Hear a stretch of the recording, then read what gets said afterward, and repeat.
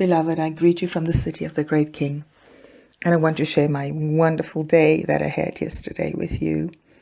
There are some days that you have in Israel that makes you feel like you come alive in a whole new way and that you really experience the goodness of God on the land, because when he sent Israel here, he said, I'm sending you to a good land. And there are some places that you visit and you really, really tangibly feel the goodness of the land. Well, it all started with my Jewish friend Gemma.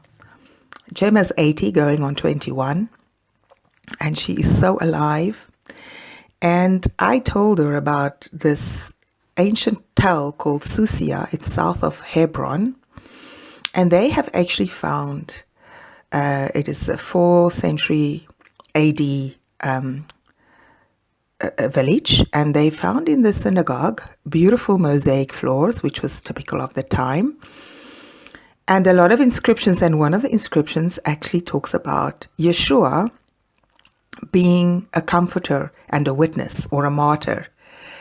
I mean, it's so clear and it's so huge. The letters are so large, you can hardly deny it. And I will send you a photo of that.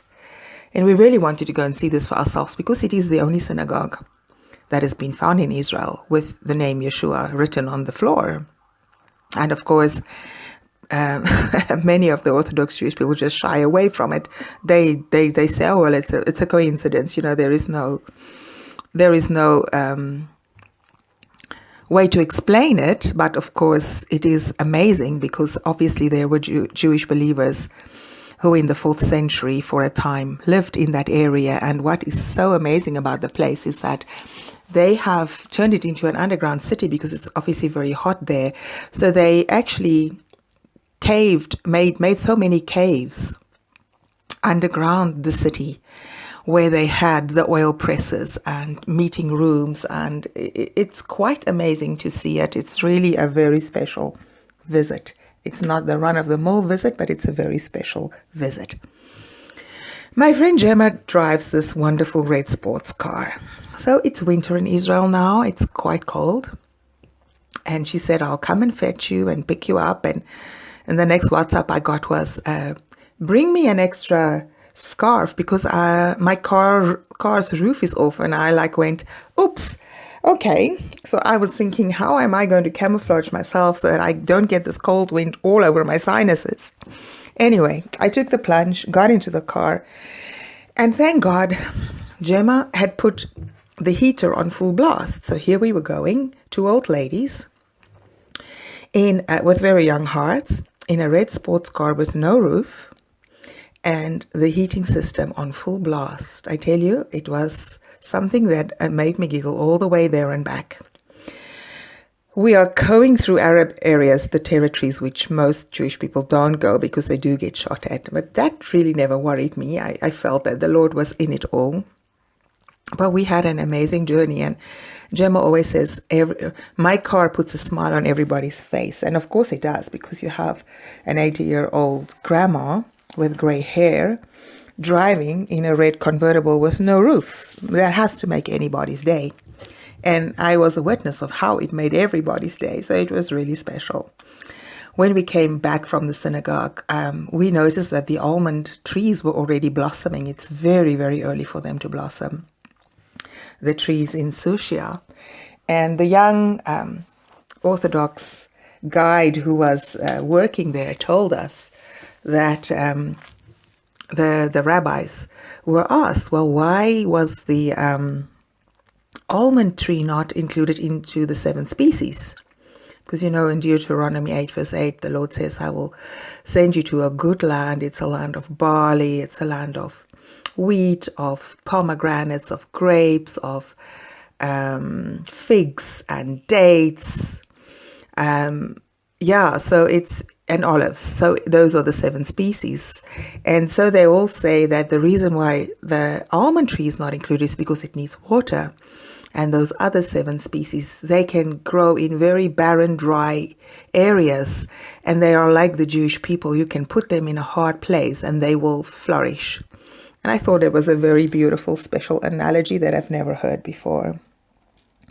Well, it didn't end there. Oh, by the way, we got lost and we were going very deep into the Arab territories. And then we suddenly saw this big police car behind us.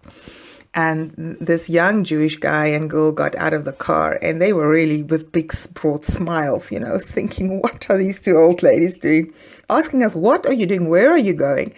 So we told them, no, well, we're looking for the Susiya, the towel, the actual excavation. Oh, no. They said, no, turn around. You have to go there and there and there. So we really felt very looked after by heaven and earth. So it was really something special to experience. Then we went back. Gemma was part of they called themselves the Green Ladies. They were very active in demonstrating publicly about land issues, like if the Jews were not allowed to build in certain areas, they would go there, or they would make a big protest there. So they were very active in that. And we actually, on our way back, stopped at one of these places where Gemma had really sown seeds together with all the Green Ladies, and to go and visit the harvest of what they done. And there's a big farm. It's a place called Ma'on. And it was a blessing to go there and see how the people are living in the woods and with all the animals. It was really a day of heaven on earth. And then the next best thing that happened is we were going to stop in a little village called Carmel, a Jewish settlement, where they have a factory of a company, cosmetic company called Kedem, and they actually take all the beautiful herbs that grow wild in the land in Israel, and then they distill them and make oils and use it in beauty products and in ointments and in medicinal products. It was quite amazing. They welcomed us with open arms, and we went in and they showed us the myrtle. I mean, it takes like 200 kilograms of myrtle to make 2 liters of oil. And they showed us the whole distilling process, and I loved every minute of it because I'm very interested in the oils myself. And as if that wasn't enough, of course, coming into a settlement with a red car with no roof, everybody's looking. So this young man stopped with his 3 children, 3 boys, and they asked if they could please get a little ride around the circle in this car. And of course we said yes, and they hopped in and they got their ride, and they were absolutely overjoyed by this. And then they decided they will wait for us to go through the factory, and then we must come and look at their goats and at their chickens at their home in the settlement. So we just quickly struck up a great friendship with this beautiful family, Micha and Rachel, with their 6 children, and those children are absolutely adorable. And they showed us the 2 goats, Mocha and Choka. The one was brown and the one was black, in case you wondered about Mocha and Choka. And then the best offer of the day came. Rachel said, please, I've just made some homemade cookies and we want to give you some tea. So we just visited with our newfound friends as if they were old friends. So it was dark by the time we got back, and I was really praying that Gemma would put the car roof down because we were going to like 9 degrees now. And it's like an hour and a half from Jerusalem, So I thought, well, and thank God she did put the roof down on the way back. But we had a wondrous day, and I just want to bless you with this experience and just thrill you with the fact that Yeshua's name is engraved on a synagogue floor in south of Hebron for all to see. May the Lord bless and keep you.